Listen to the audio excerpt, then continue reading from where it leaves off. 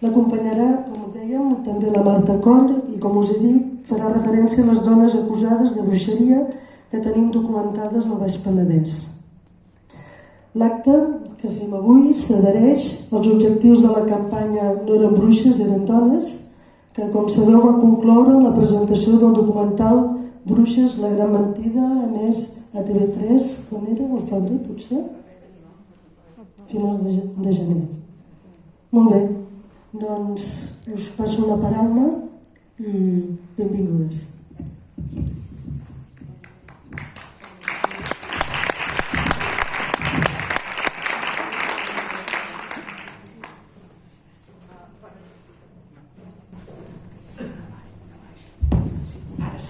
Ara sí, no? Bona tarda a tothom. En primer lloc, moltes gràcies per convidar-nos a la revista Sàpiens per poder parlar d'aquest tema i d'aquesta campanya que fa un any vam iniciar des de la revista i per parlar d'aquest tema que nosaltres creiem com a revista de divulgació històrica que té molta importància i a més té importància històrica, però a més també té importància a l'actualitat i al dia d'avui. La meva idea és fer una xerrada que tindrà dues parts. Una per explicar-vos la cacera de bruixes a nivell europeu i les particularitats que té la cacera de bruixes a Catalunya, perquè tingués un context general de què va passar, i després explicar-vos la campanya, perquè si no teniu aquest context no entendreu una mica perquè nosaltres vam decidir fer-la. I després en aquest context la Marta ja us farà la part més específica de com va ser la cacera de bruixes més en aquesta zona. Si us sembla, comencem una mica per aquesta primera part, perquè què va ser la cacera de bruixes, i una de les primeres coses que us haig de dir, de fet moltes vegades parlem de la cacera de bruixes a Catalunya perquè la revista Sàpiens és en català i tractem de temes històrics d'aquí, però no és un fet exclusivament de Catalunya. La cacera de bruixes, vosaltres segurament teniu aquestes referències de les bruixes de Salem, bruixes del País Basc. De fet, la cacera de bruixes va tenir lloc a molts països d'Europa i va haver-hi cacera de bruixes. No és un fet exclusivament de Catalunya. Trobem cacera de bruixes en llocs molt concrets, per això. No és un fet tampoc generalitzat. I amb unes xifres que són una mica escandalitzen en aquest sentit, perquè per exemple a Alemanya 16.000 dones van ser acusades i condemnades i executades per bruixes. A Suïssa parlem de 9.000 casos, a Escòcia 13.000 casos i a Catalunya parlem d'un miler.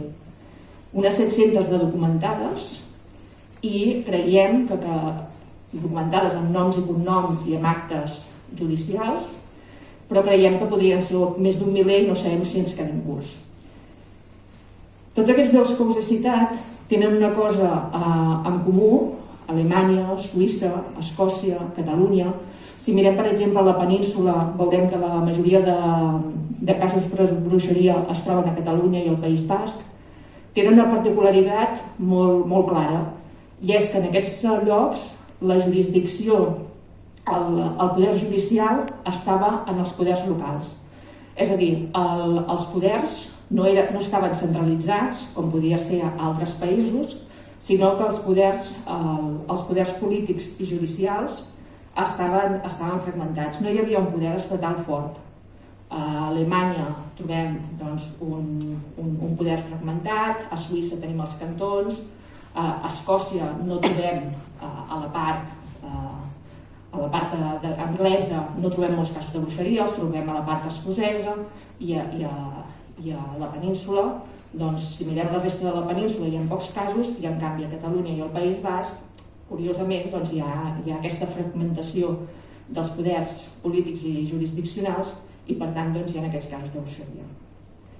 Això després tindrà unes repercussions, és a dir, perquè els judicis tenen lloc en l'àmbit local i no tenen lloc en altres àmbits de la judicatura que poden ser més amunt. La judicatura reial no té res a veure amb la cacera de bruixes. Per què passa la cacera de bruixes? A més, comença en el segle XV i pràcticament arriba fins al segle XVIII. L'última bruixa que es té constància a Europa que va ser condemnada el 18 de juny de 1782 i és una noia de Suïssa, l'Anna Goldig, que era una noia que treballava en una casa de minyona, podríem dir, i que se l'acusa d'haver assassinat una de les filles dels amos. Concretament, se l'acusa d'haver posat agulles a la llet que prenia la nena. Això al rerefons sempre es diu que aquesta noia va ser abusada per l'amo i l'amo per treure-se de sobre la va acusar de bruixeria. Però estem parlant del 1782 i veureu que la primera llei de bruixeria és del 1400. Per tant, parlem que la cacera de bruixes va del 1400 fins a pràcticament finals del segle XVIII. Parlem de molts segles de persecució de dones per bruixes. Per què passa durant aquests segles? I sobretot tenim una punta de casos de dones acusades de bruixes en els segles XVI i XVII. Perquè aquests dos segles són uns temps molt marcats per les crisis alimentàries, per les crisis climàtiques, per les crisis econòmiques, per fets que la gent encara no arriba a entendre racionalment, per dir-ho així, i per tant busca un boc expiatori. I en aquest cas el boc expiatori seran les dones. Necessiten una explicació. Quan arriba una tempesta i la collita es fa malbé, ells no entenen per què aquella tempesta arriba, per què es produeix, per què els hi passen aquelles coses i necessiten algú per culpabilitzar d'allò que els està passant, d'allò que no entenen. I en aquest cas, les dones es converteixen en el boc expiatori i per això les acusen de bruixeria. Això és el marc general. Però Catalunya, dintre aquest marc general, té unes particularitats i per això ens fa una mica especials i amb algunes coses no en podem treure gaire pit. La primera és precisament que la primera llei de cacera de bruixes es va produir a Catalunya. Durant molt de temps es havia pensat que la persecució de la cacera de bruixes havia començat a Suïssa, per ser també un dels països que més tenia casos, però des de fa uns anys es va descobrir que la primera llei de cacera de bruixes, el primer redactat d'una llei, va ser el 1400, a la Vall d'Àneu i per tant al Pirineu català comença el que va ser la cacera de bruixes a Europa. Com a mínim és el primer redactat que tenim, que se'n pot descobrir d'abans, no ho sabem, però com a mínim tenim aquest, podem dir, trist privilegi de tenir la primera llei de cacera de bruixes. Una altra diferència respecte a Europa és que aquí els principals casos de bruixeries, i després ho veurem en l'Atles de bruixes, de la cacera de bruixes, és que té lloc especialment a les zones, a les àrees rurals de Catalunya, a les àrees de muntanya i sobretot en pobles petits. És veritat que també trobem execucions de bruixes a Barcelona i en algunes altres ciutats, però molt poques. I sobretot és això porta una cosa molt evident, és que les acusacions les fan dintre la pròpia comunitat. No ve un senyor de fora a acusar una dona de bruixa, sinó que és entre els propis veïns, el que tens al costat de casa, el que t'acaba acusant de bruixa. Tant són acusacions de frec a frec, per dir-ho així. Dic que això és diferent als altres països d'Europa, perquè algunes teories sobre la cacera de bruixes amb un missatge més feminista que s'han produït els últims anys venien a dir que la base de tot plegat era que les dones es van empoderar en el seu pas del camp cap a la ciutat. I això en molts països d'Europa realment és així, perquè a l'època moderna comencen a construir-se les ciutats i moltes dones fan aquest pas, moltes dones i molta gent a més va del camp cap a la ciutat, però aquesta teoria pels historiadors catalans fa una mica d'aigües en el cas català, perquè en el cas català realment la majoria de casos no es donen a les ciutats i per tant estarien una mica, com a mínim l'apartat històric no els hi quadraria amb algunes d'aquestes teories. Això fa que evidentment si estan jutjades i condemnades a l'àmbit local, qui les condemna, és el que dèiem abans, és la jurisdicció local. Els batlles en el segle XVI, segle XVII, tenien poder també judicial i és a l'àmbit judicial on són jutjades. Què vull dir amb això? És a dir, una dona que era acusada de bruixeria no l'agafaven a Viladrau i la baixaven a Barcelona per ser jutjada. Era jutjada a Viladrau mateix. Una altra persona que era agafada a Caldes de Montbui era jutjada a Caldes de Montbui. Era el poder judicial local els que jutjava aquestes dones. Això ja he donat per entès, per tant, que eren jutjades. És a dir, si no haguessin estat jutjades, nosaltres no tindríem els actes judicials i no sabríem quantes dones van ser acusades i van ser condemnades. Això ho dic perquè moltes vegades, durant aquests últims mesos, des de diferents països, també a Catalunya, s'ha demanat actes que siguessin una mica exculpatoris d'aquestes dones que van ser jutjades injustament. Algunes persones han dit, home, és que van ser jutjades i van ser condemnades i ho van fer per la justícia de l'època. I això és cert. Però clar, és cert, però van ser jutjades amb uns processos judicials que tenien una sèrie d'irregularitats. És a dir, elles eren torturades, després passaven a un judici un cop ja havien reconegut que eren bruixes i per tant, un cop ja anaven davant del tribunal, ells ja tenien garantit la sentència perquè elles ja havien confessat el seu suposat pecat de bruixa. Per tant, sí, és veritat que van ser jutjades, però amb unes condicions que no tenien totes les garanties processals que es deien per l'època, evidentment. Però sí que és veritat que van ser jutjades. Això per què servia, aquesta tortura que els fèiem prèviament? Evidentment era perquè quan arribessin davant del tribunal no hi haguessin dubtes, però també servia perquè poguessin acusar a altres, mentre eren torturades, poguessin acusar altres dones, altres veïnes. Això ens dona, evidentment, la pista d'aquest veïnatge, que eren els propis veïns els que es denunciaven entre ells. Quan una dona era acusada de bruixeria, en el procés de tortura, qui se li acudia dir noms perquè la deixessin estar? Doncs la veïna del costat, la veïna del poble de més amunt que podia tenir alguna sospita que podia ser alguna cosa, el que se li acudia en aquell moment perquè la deixessin de torturar. Quan parlo de tortures, tortures que us podeu imaginar, estiraments, cremar-les, etc.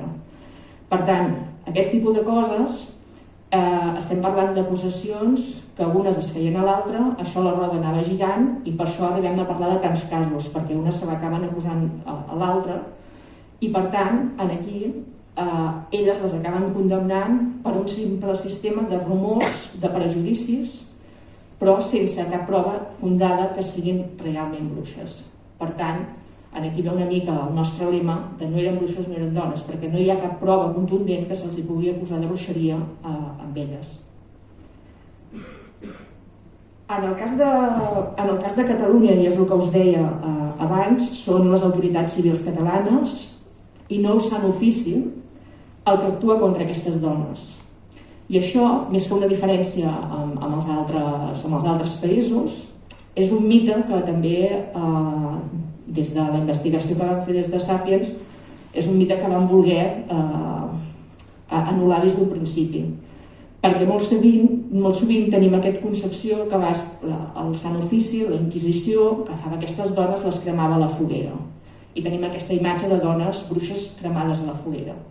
Això són dos mites que no sé per què, però han anat quallant socialment i la majoria de dones van ser jutjades i condemnades pels tribunals civils, no van ser condemnades per la Inquisició i no van ser cremades a la foguera, sinó van ser penjades a la forca.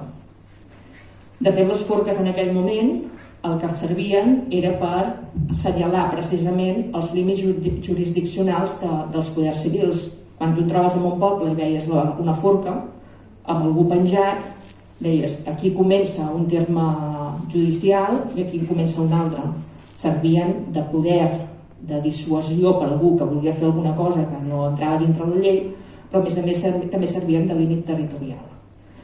Per tant, les bruixes no eren una excepció en aquest sentit per cremar-les a la foguera, sinó com qualsevol altra persona que era jutjada per una cosa que no entrava dintre els codis de conducta de l'època, eren penjades a la forca, precisament també perquè es veiessin i els cossos estaven allà exposats.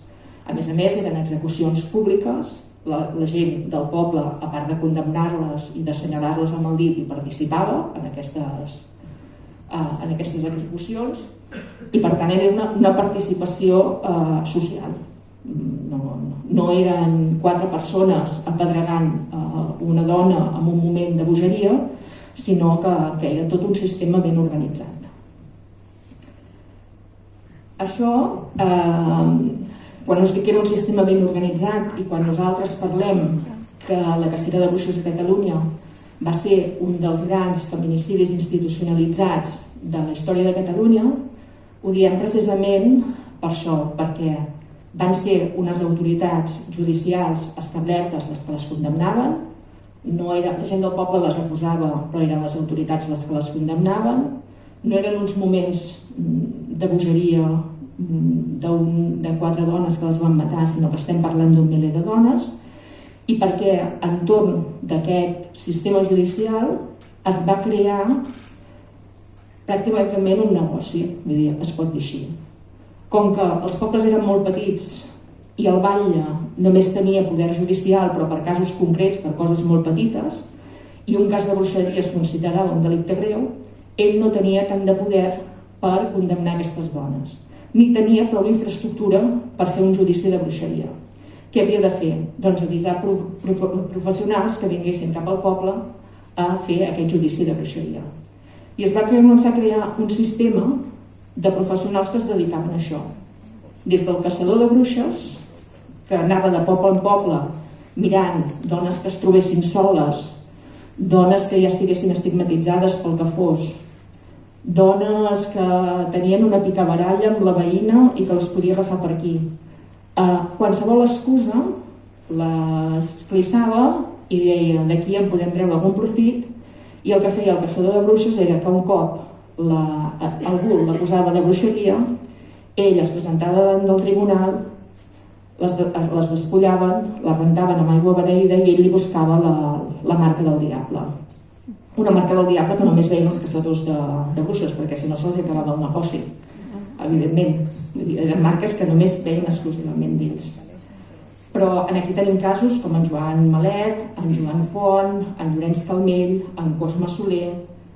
Tenim bastants caçadors de bruixes que volten per Catalunya segle XVI, segle XVII, buscant bruixes, i aquest és el seu negoci i aquest és el seu modus de vida.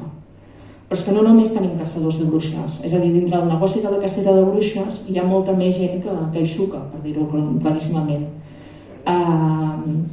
Aquí, per exemple, tenim segons els comptes municipals, podem dir així, municipals d'aquella època, està completament documentat quan podia costar a un ajuntament, a una universitat d'aquella època, quan valia un judici per bruixeria i quanta gent hi participava.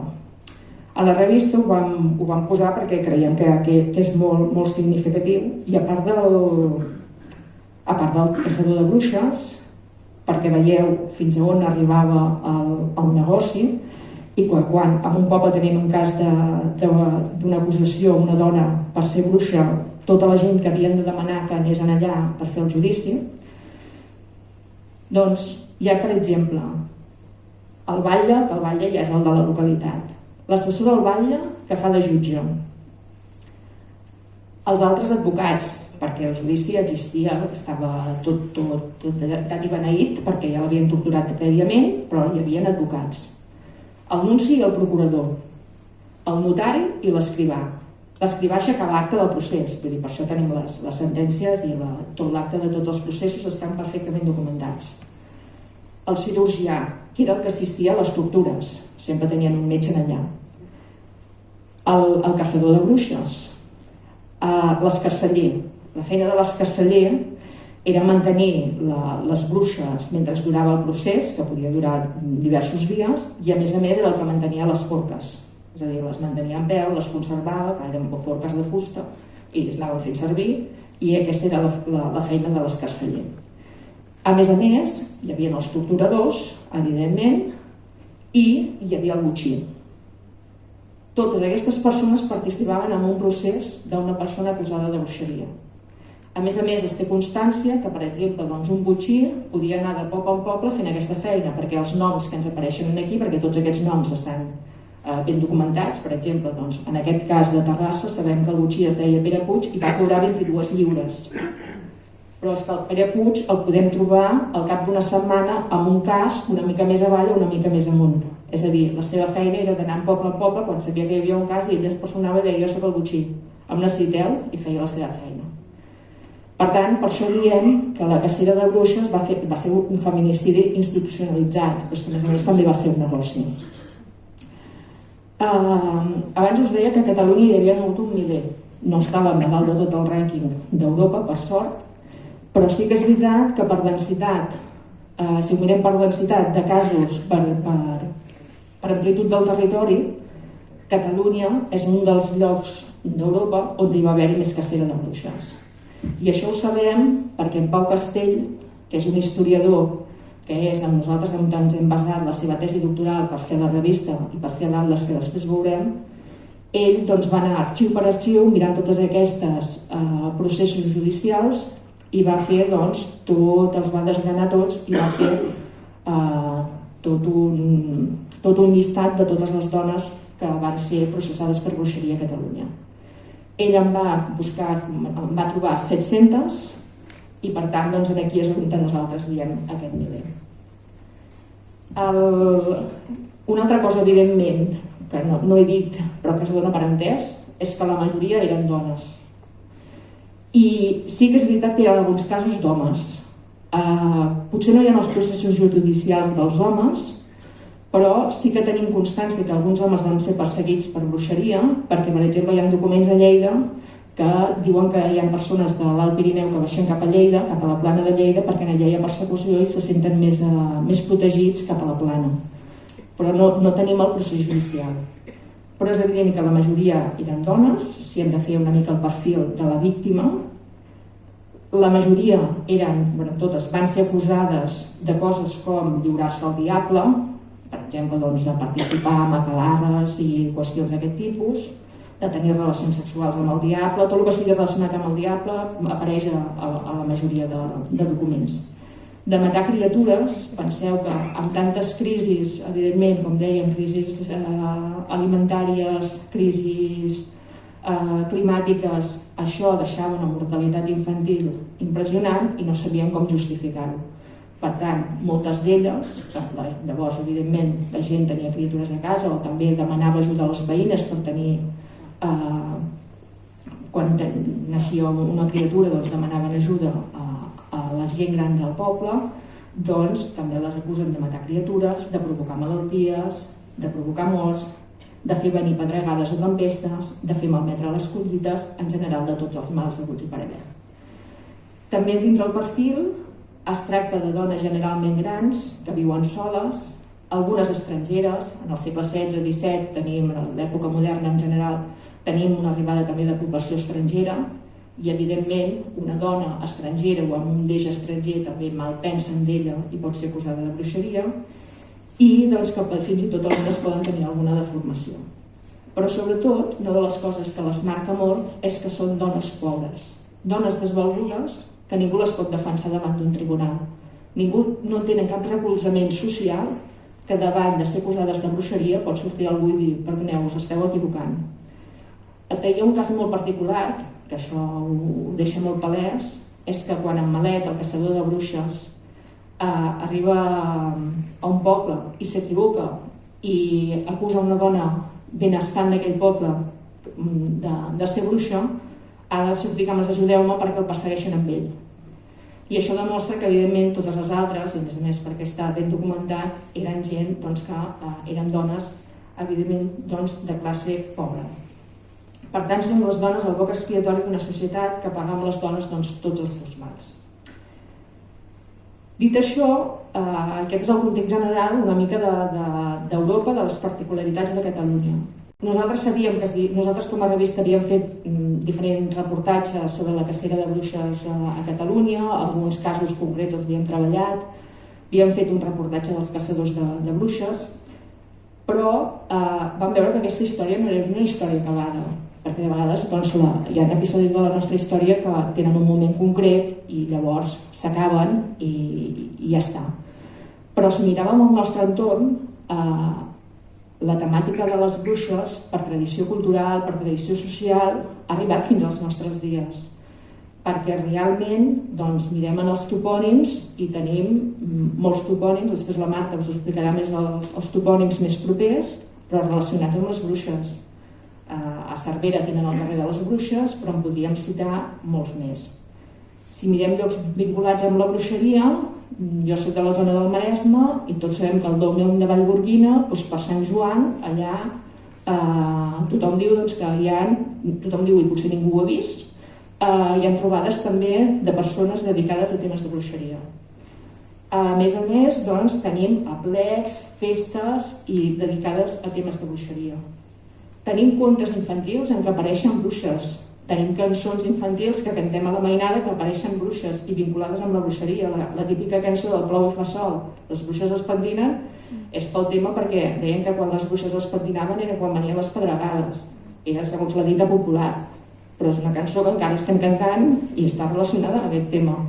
Per tant, tenim tot aquest llegat cultural que ens ve de les creences aquestes de les bruixes antigues, però nosaltres mai hem fet una reflexió entorn de la cacera de bruixes a Catalunya, malgrat hi havia moltes investigacions, moltes tesis doctorals relacionades amb aquest tema. Però creiem que no s'havia fet un treball de reflexió a fons de per què havia passat. I des de la revista vam dir, home, què havien fet els altres països? Perquè si era un fenomen europeu, vam decidir mirar més enllà i què estaven fent. I realment ens van sorprendre una mica, perquè els primers que vam mirar van ser a Suïssa, perquè vam dir, home, si bé tenen l'última condemnada per bruixeria, a veure què han fet, i en el cantó de Gladys, que és on va morir aquesta noia, l'Anna Goldi, l'última condemnada a Europa per ser considerada bruixa, doncs hi ha un museu dedicat a ella, i a més un museu que també reivindica la dignitat de totes les dones acusades injustament per altres temes al llarg de la història. Per tant, té una mirada molt més àmplia del llarg de la bruixeria. A Lemgo, a Alemanya, també s'ha fet un museu sobre aquest tema i a més han exculpat les bruixes de la localitat. A Noruega tenen un gran monument dedicat a les dones acusades de bruixeria. I a Escòcia, un any abans que nosaltres vam decidir començar aquesta campanya al març del 2021, dues noies que són advocades, vaig estar parlant amb elles, també havien decidit començar una campanya perquè el Parlament escocès demanés l'indult de totes les dones acusades per bruixeries a Escòcia. I mira que a Escòcia tenen diferents monuments, bastant locals, però en tenen diferents. Per exemple, al castell d'Edimburg hi ha una placa també amb noms de dones acusades per bruixeria i tenen el tema molt més dignificat, per dir-ho així, entre cometes, que nosaltres. Però volien que expressament el Parlament demanés aquest indult general, que han fet fa 15 dies. Elles també ho han aconseguit en aquest sentit. Doncs nosaltres veiem tot aquest panorama i que nosaltres no havíem fet res, vam dir, home, com a revista d'història que volem divulgar el passat, però que a més creiem que hem de fer un pas més en aquest tema, vam decidir organitzar aquesta campanya de no eren bruixes, eren dones, i vam dir doncs, que li dedicaríem tot un any, que jo crec que és la primera vegada a la revista doncs, que hem fet un any dedicat exclusivament a un tema. La revista evidentment ha anat sortint, però doncs, hem estat immersos en aquest tema per donar-li tota la divulgació que creiem i dignitat que creiem que necessitava aquest tema. Evidentment nosaltres vam anar a buscar els dos experts que sabíem que havien treballat el tema, perquè nosaltres som periodistes, també alguns som també periodistes i historiadors, però cada un és expert en el seu tema, i els dos principals experts en aquest tema a Catalunya som en Pau Castell, que havia fet aquesta tesi doctoral, i l'Agustí Alcoberro, que havia sigut director del Museu d'Història de Catalunya, i també doncs, quan era llavors director, però també durant tota la seva llarga trajectòria com a historiador, ha treballat molt el tema de les bruixes a Catalunya. I com a director del museu van fer una exposició al museu que és una de les millors i úniques que s'ha fet a Catalunya sobre aquest tema. I vam parlar amb ells, ens van dir que farien d'assessors de tot el que féssim, i la primera evidentment que vam decidir va ser dedicar un número de la revista a la cacera de bruixes. Va ser aquest aquest número del març del 2021, que el titular no eren bruixes, i és un número que està esgotat. Aquí sí que no us el puc recomanar, bueno, el puc recomanar, però en biblioteques o així, perquè l'hem editat 2 vegades. La primera es va esgotar i la segona també s'ha anat venent durant aquest llarg de campanya i per tant està esgotat, però és un número que hi ha tots els reportatges explicatius de la cacera, de qui eren els caçadors de bruixes, etc. L'altra cosa que vam decidir, perquè nosaltres dèiem, ostres, això si és una campanya tothom hi ha de poder participar i tothom hi ha de dir la seva, és fer un manifest, que en aquest manifest demanàvem 3 coses: recuperar la memòria d'aquestes dones innocents acusades de bruixeria, promoure la reparació històrica i dignificar-les, i dignificar totes les dones que han estat reprimides al llarg de la història. Aquest manifest us l'ensenyaré.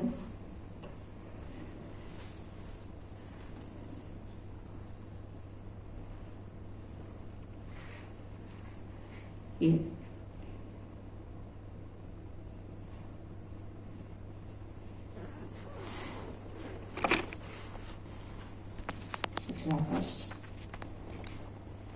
entrem per aquí.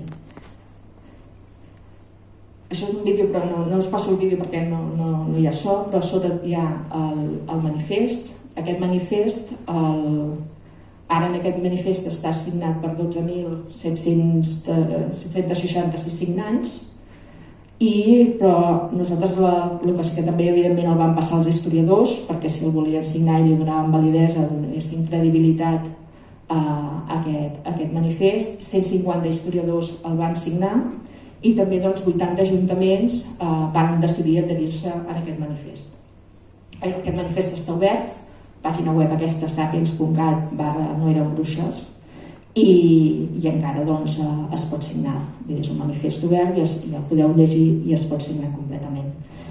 I l'altra cosa que vam decidir, vam dir, home, la millor manera de dignificar una persona és posar-li nom i cognom, perquè quan les persones són anònimes no la dignifiques, és quan li poses un nom i un cognom, és quan realment l'estàs dignificant.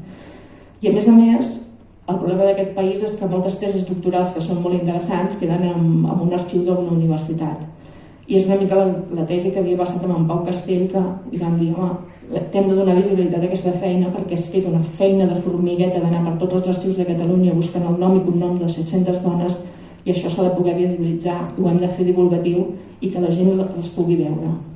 I és aquí vam decidir fer aquest atles interactiu de la cacera de bruixes de Catalunya. I aquest atles interactiu, veureu una mica el que es deia, la majoria de casos es troben a la zona del Pirineu o en aquesta zona més interior, a la zona d'Osona, Viladrau i tota aquesta zona més interior, però és zona rural i també zona de Lleida, zona Pirineu. A la zona sud de Catalunya hi ha pocs casos, no sabem si és que no estan documentats o és que n'hi van haver-hi pocs, però hi ha una bona concentració. Aquest atles es pot navegar per aquest atles per veure, clar, tot aquest batibull aquí al mig evidentment costa molt de veure, es pot navegar, a més a cada un, n'obro un a l'atzar, qualsevol, però l'obres i et surt el nom de la persona. De vegades les dones tenien un sobrenom o alguns tenim el nom concret. Ella, per exemple, era de Piera. En aquest cas sí que va ser jutjada per la Inquisició, es deia Montserrat Figuera de Piera, va ser jutjada pel Sant Ofici de la Inquisició de Barcelona. El 1608 la seva causa va ser desestimada. Això també és molt curiós perquè moltes persones que van ser jutjades pel Sant Ofici, per la Inquisició, la seva causa va ser desestimada. En canvi, quan anaven pels tribunals locals, ja anaven condemnades. I també és una idea que tenim, que la Inquisició era molt més contundent i en aquests casos doncs no. Podem provar un altre, vull dir que aquí és una cosa molt més... Moià, per exemple, doncs tenim l'any de condemna i es deia Montserrat Serra de Moià, va ser jutjada pel Consell Municipal d'Igualada entre el 1618 i el 1619 i va ser desterrada. En aquest cas no és penjada, sinó que és desterrada. En aquesta recerca que ha fet en Pau Castell també trobem coses curioses, com per exemple filles que són condemnades i mares que també són condemnades. La bruixeria es passava per herència, per dir-ho així. És a dir, com que són comunitats petites que es denuncien entre elles, la filla d'una bruixa té totes les possibilitats que també sigui condemnada per bruixeria. Perquè, clar, si ets filla d'una bruixa ja també ets la rara del poble. Tens tota la possibilitat de dir, ostres, ets l'estigmatitzada. Per tant, trobem casos de famílies que per herència femenina les condemnes van passant. I bé, aquí és una qüestió d'anar navegant. I més avall doncs, hi ha un cercador en què es pot posar per comarques, per període històric, i aquí, doncs, sí que ja s'obre tota la els endevinaris són els caçadors. En Joan Malet, en Cosme Soler, en Joan Font, aquí tenim els caçadors. I això, doncs bé, nosaltres vam creure que això era una forma molt més didàctica, evidentment que una tesi doctoral, però tot aquest treball està basat en la seva tesi doctoral d'en Pau Castell. I aquí doncs, és una gràfica dels diferents punts de la cacera de bruixes. Jo no entro en detall ni vaig a buscar els de la comarca, perquè això després la Marta ja us ho explica. I bé, això durant un any nosaltres vam començar aquesta campanya. La veritat és que va impactar de forma molt ràpida en un primer moment. Ens van demanar que féssim conferències a diferents llocs. Durant aquest any, igual que aquest, hem fet desenes de conferències arreu del territori, tant des de l'equip de Sàpiens com en Pau Castell, com l'Agustí Alcoverra n'ha fet diverses. Nosaltres estem molt contents amb això perquè de fet cada localitat s'ha fet una mica seva la campanya i això és el que nosaltres buscàvem. Aquesta campanya no eren bruixes, eren dones, que tothom se la fes una mica a la seva mida i se la fes seva.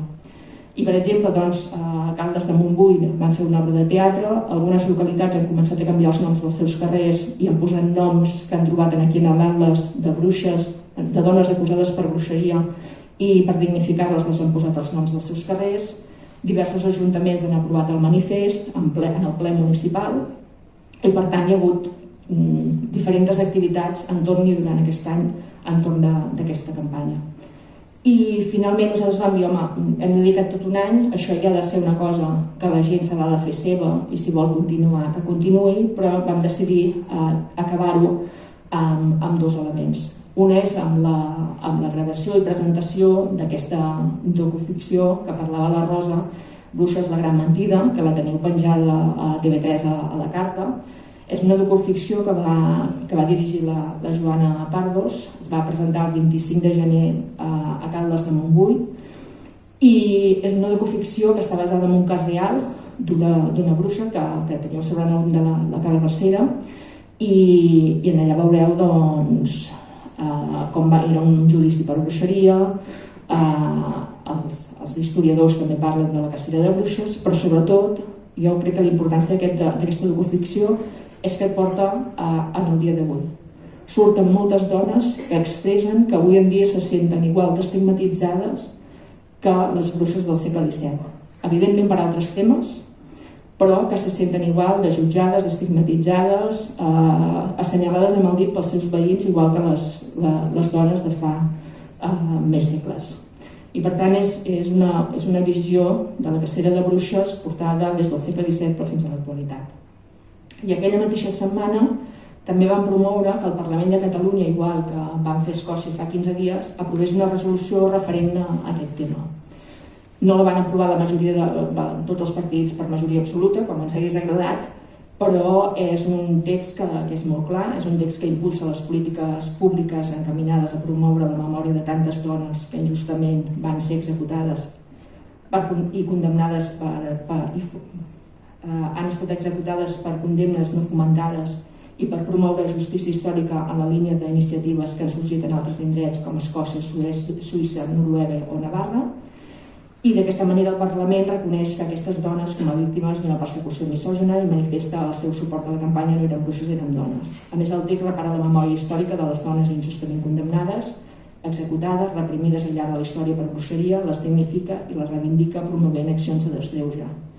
Entre les accions de desgreuge, per nosaltres una molt important, és que la cacera de bruixes formi part dels currículums acadèmics de les escoles, perquè és un tema que, com a mínim, quan jo anava a escola a mi no me'n van parlar, i quan jo em vaig llicenciar en Història pràcticament tampoc. És un tema que és bastant desconegut i per tant considerem que si és el feminicidi institucional més important que hi ha hagut a la història de Catalunya, com a mínim hauria de formar part de les classes d'història, s'hauria d'explicar. Nosaltres hem acabat una mica la campanya aquí, però ja veieu que encara continuem fent xerrades, som al mes de març i les continuarem fent sempre que ens convidin perquè creiem que és un tema prou important. Com a conclusió final, nosaltres no hem volgut mai fer comparatives entre víctimes, és a dir, entre una víctima d'avui i una víctima del segle XVII, perquè són contextos històrics completament diferents i no té cap mena de sentit. Però sí que el tema de la cacera de bruixes deixa clar que durant molts segles la dona ha estat la víctima expiatòria en molts moments de la història i que avui en dia moltes vegades encara continua sent. En Pau Castell ell recorda un missatge que en moltes manifestacions feministes apareix, que és: nosaltres som les víctimes de les bruixes que vau condemnar. I això és cert, nosaltres som netes o som hereves de les bruixes. Però ell també diu, i jo li dono tota la raó en aquest sentit, és que proporcionalment i estadísticament podem ser més les hereves d'aquells que les van condemnar, perquè eren més. I que les van condemnar és el jutge, el botxí, però també aquells que estaven a la plaça del poble mirant l'execució i que no deien res, és a dir, les van condemnar per activa i per passiva. I això, aquesta visió, sí que la podem portar a l'actualitat, perquè si veieu el documental veureu aquestes dones que us dic que avui se senten jutjades i acusades per prejudicis, per rumors infundats i que encara avui tenim la mateixa història. Per tant, han passat els segles i encara continuem amb el mateix discurs, amb algunes vegades de dones jutjades injustament, que no vol dir que hagin de passar per davant un tribunal que ho feien elles, que no vol dir que siguin torturades, però encara són acusades per rumors, per prejudicis i per qüestions d'aquest tipus. Pels seus veïns o per senzillament, o també per, com deia abans, també per omissió, és a dir, coses que nosaltres veiem i que no aixequem el dit i diem això no podria ser. Jo crec que com a revista nosaltres hem de fer aquesta feina de divulgació de la història, per això es va crear Sàpiens fa 20 anys, però també tenim la nostra responsabilitat de dignificar les dones del passat i recordar que avui, de fet a molts països del món encara hi ha dones acusades de bruixes, a Amèrica Llatina, l'Àfrica, el Carib, hi ha dones acusades per bruixeria, però també hi ha dones agredides, víctimes de prejudicis i de rumors completament infundats. I aquest és una mica el lligam que vam poder fer amb la campanya, fent aquest lligam de les dones del segle XVII fins a les dones actuals, i per això, com veieu, els hi vam donar aquest color lila en l'atles i a tota la campanya, per fer aquest lligam del passat fins a l'actualitat. Jo ho deixo aquí, després ja farem debat i li deixo, no sé, com que no tenia, no sé si Déu-n'hi-do, perdó, m'he enrotllat molt, et deixo i moltes gràcies.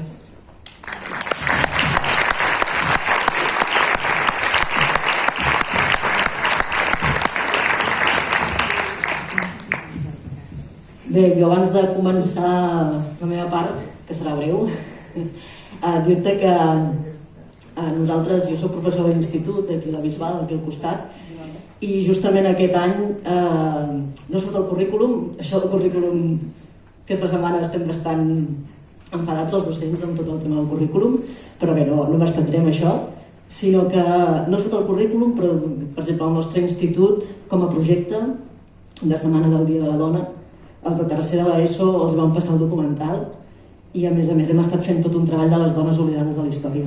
I llavors cada curs ha fet una cosa diferent, però bé, dir-te això, que sí, que l'hem portat i l'hem transmès als nostres alumnes. Bé, a mi em toca parlar del referent de la bruixeria al Baix Penedès, al Penedès en general. Si us heu fixat abans amb el mapa, me'l pots posar un moment? Si us fixeu amb el mapa veureu que el Penedès està bastant buit de bruixeria, aparentment.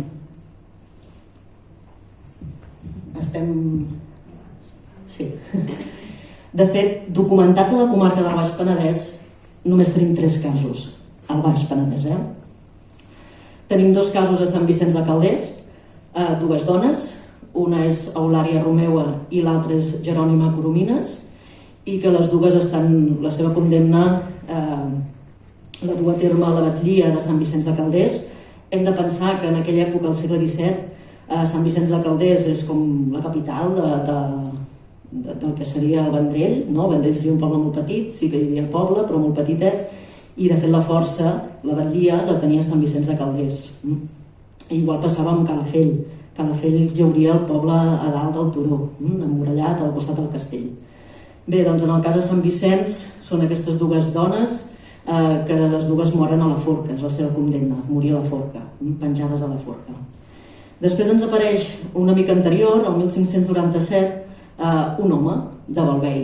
És Francesc Sicard, és dels pocs homes que surten documentats, però al Baix Penedès en tenim un.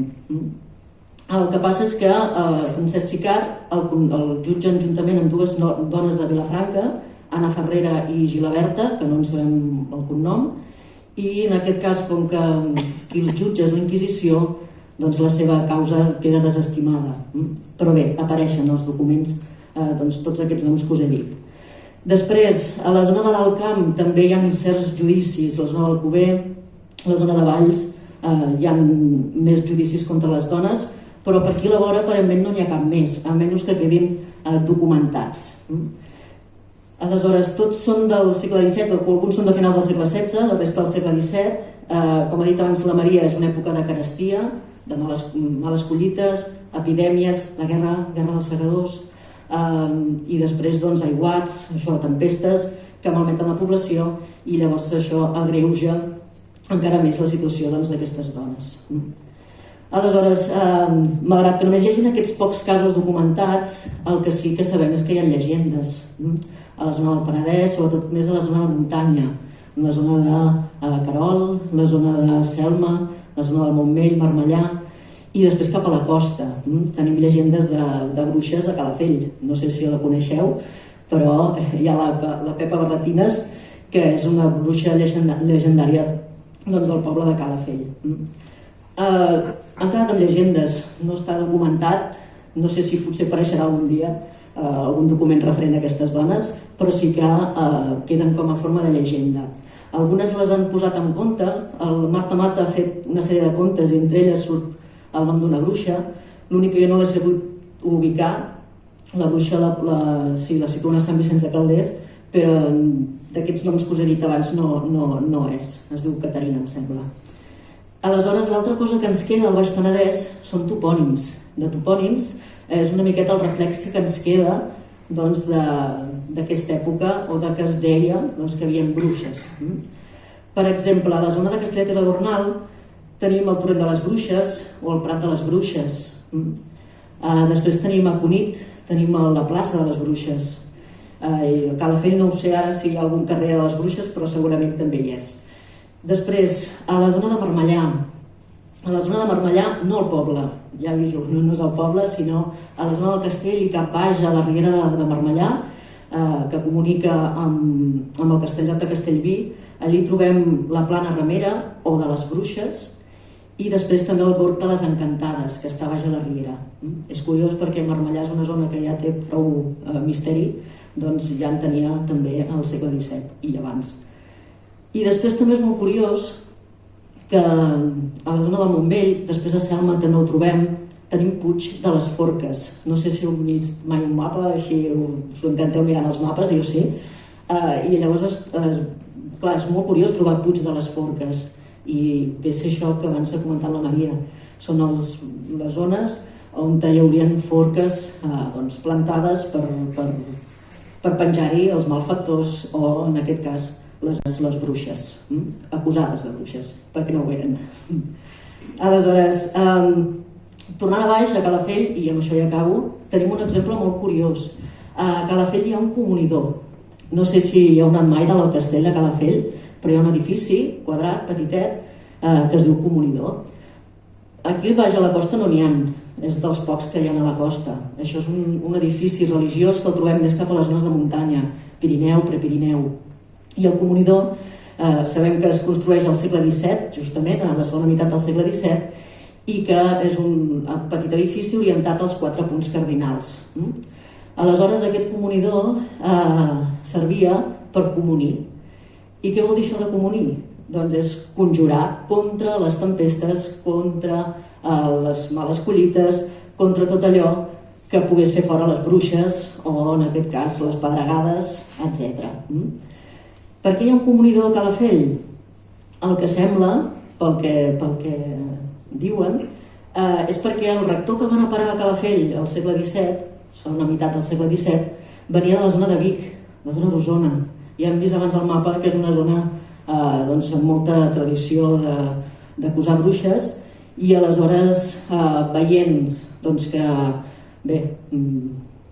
el senyor rector va considerar que havia de portar un comunidor a Calafell i així conjurar aquests maleficis d'aquestes dones que no acabava de veure bé.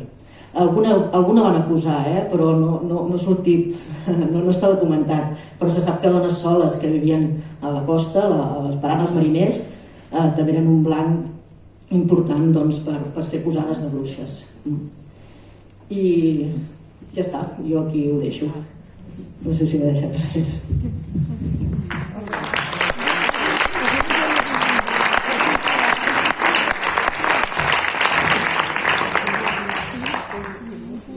El que hem fet nosaltres aquest any és que cada vegada que anàvem a un lloc i sortia algun cas d'acusada de bruixa que no teníem documentat, tot el que rebem li passem a en Pau ho analitza, per dir-ho així, i anem posant més dones en aquest atles.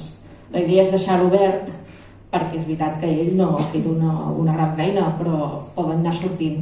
I totes aquestes llegendes no vol dir tampoc que no siguin certes, és que no estan documentades. Per tant, si un dia es documenten, s'aniran afegint. Alguns casos sí que ens han arribat casos durant aquest any, els hem passat amb ell i ell ha dit: home, jo encara no tinc prou documentació per això considerar-la ben documentada, per això no s'han afegit encara. Però és una feina que es considera oberta i per tant tot això també serveix per cada lloc on tenim tots aquests noms que van sortint puguem fer a nivell comunitari, diguem, entre tots, anar millorant aquest atles.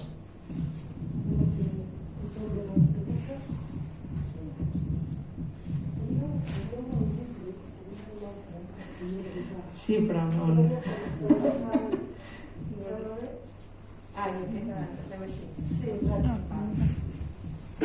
Bé, si teniu alguna pregunta per fer? No.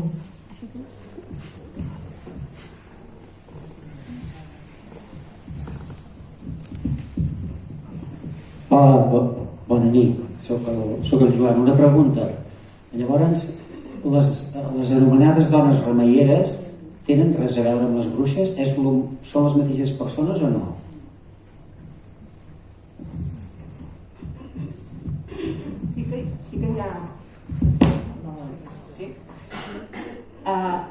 Sí que hi ha qui diu que tot aquest coneixement que tenien, va arribar un moment que hi havia tota una tradició que deien que totes aquestes dones que tenien uns certs coneixements de medicina, que a més eren parteres, tenien més possibilitats de ser acusades per bruixes. Però la veritat és que la demostració és que no, és a dir, qualsevol dona podia ser acusada de bruixa. Però sí que la tradició també ens ha anat portant en aquesta idea que van ser dones que van començar sent remeieres, que van agafar uns coneixements en medicina i que per això van ser mal vistes.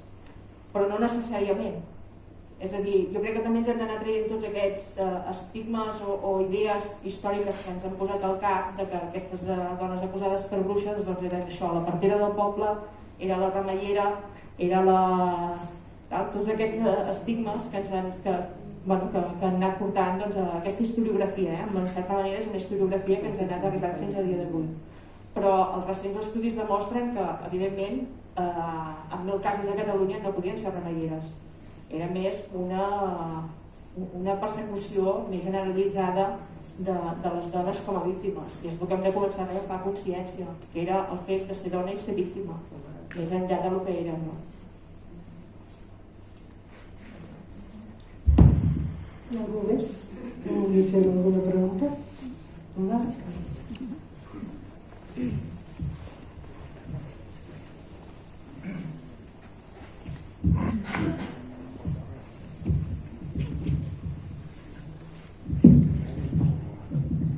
Hola, soc el Marc. Jo volia fer una pregunta perquè heu parlat de que aquí al Principat doncs, hi havia molts casos de bruixes. A la resta d'Espanya m'ha semblat entendre que no n'hi havia tants. I em crida molt l'atenció una sèrie de quadres que segurament sabeu quins són, que són de Goya, que parla molt de les bruixes. Com pot ser que a la resta d'Espanya, que no era tan important, aquest artista tan famós del segle XVIII i del segle XIX es dediqués a pintar aquest tipus de quadres? Si realment potser era molt important o si... Bueno, no sé. Doncs el busco perquè...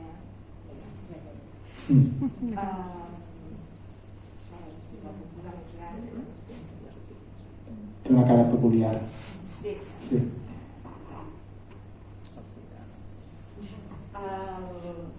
L'únic... És veritat que en Goya... No sé si... Sí, ara sí. En Goya va tenir una mica aquesta idea de...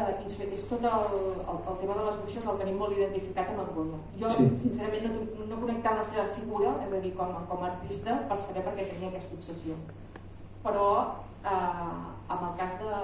És precisament per totes les pintures que nosaltres de vegades ens hem agafat unes idees de les bruixes que no estan ben... Mostra molt l'imatge de com ens pensem que és la bruixa en si. Crida molt l'atenció això. En el cas de bruixes catalanes, l'únic quadre que tenim o representació pictòrica, perquè per exemple a la catedral de Girona sí que hi ha esculpida una bruixa amb pedres, però és una cosa, una escultura molt petita. Però l'única pintura que tenim d'una bruixa catalana és aquesta, que està al Museu de Girona. I de fet estava marcada com un girano de Bergerac. Sí.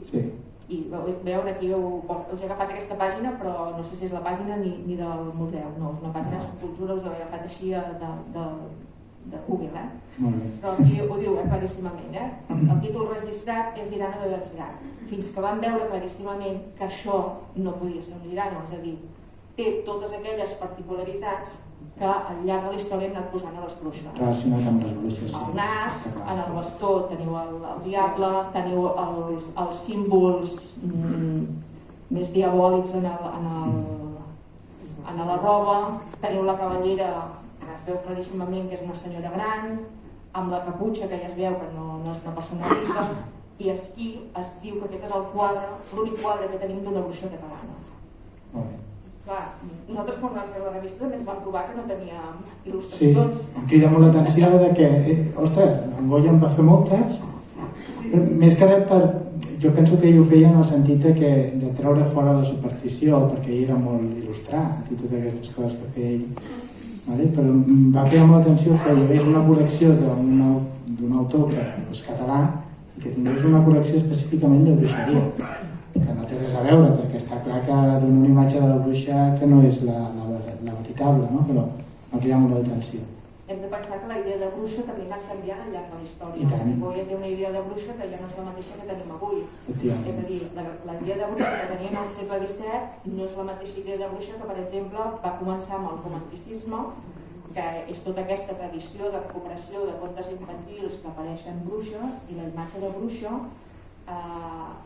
passa més cap a la cultura popular i no és aquesta tant de veïnatge, per dir-ho així, no? Sí. Passa molt més a la cultura popular. Després, quan comencem ja a arribar cap al segle XX, la idea de bruixa que fa por, comença a estar ja ensucrada completament. I tant.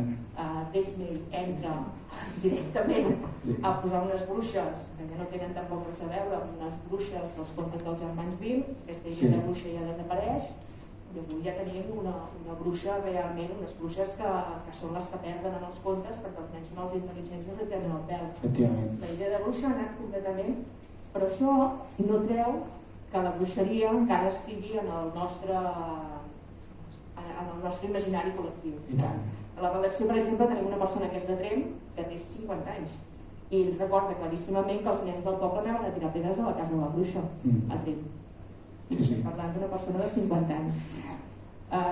Crec que la cultura ha fet un ensucrament de bruixes, però en el rerefons encara continuem pensant una psique encara la tenim d'aquelles bruixes que les tenim estigmatitzades totalment i que com si disquessin entre nosaltres d'aquestes dones condemnades. Gràcies. El tema Goya ja estic molt connectant. Ramon? Hola.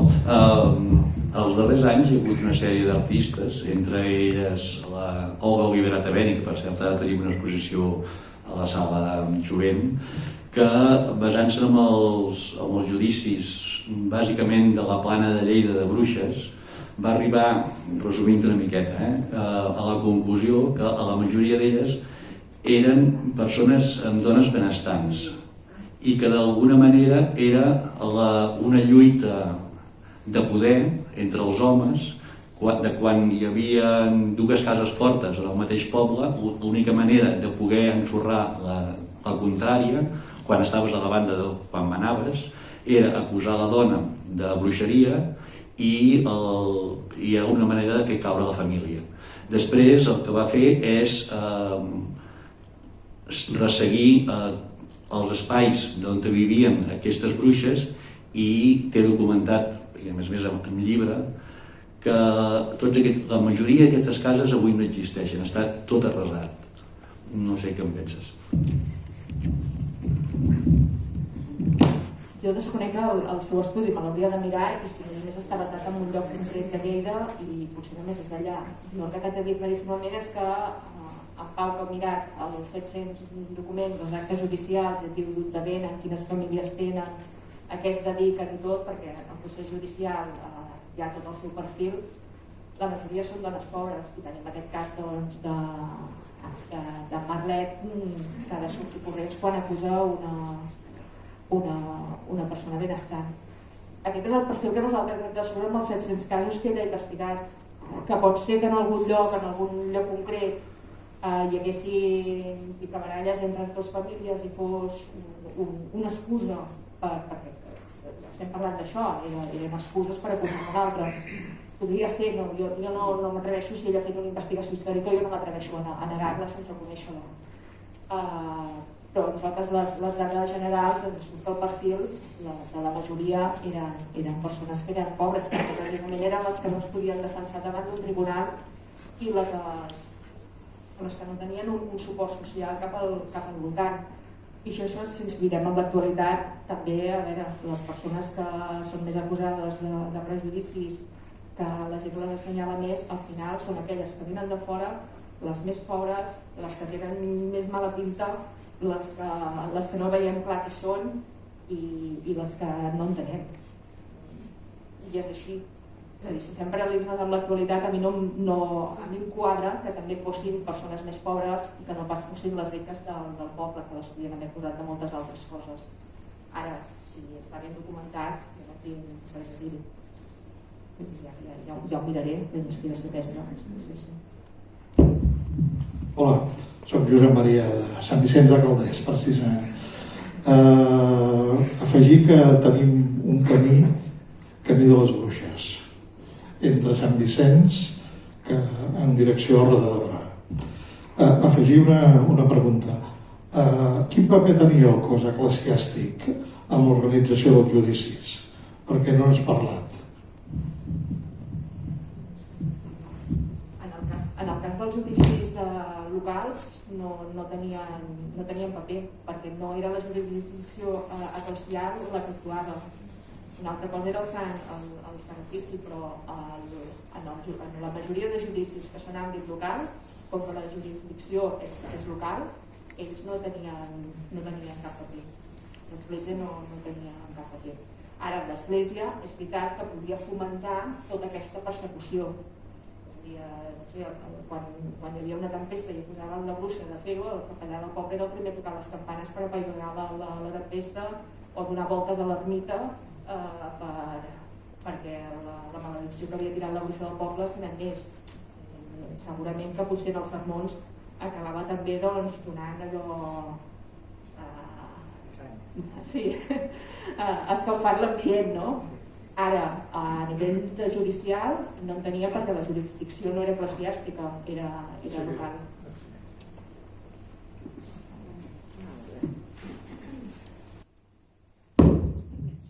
Bé, si no hi ha cap més pregunta, potser ho deixem aquí.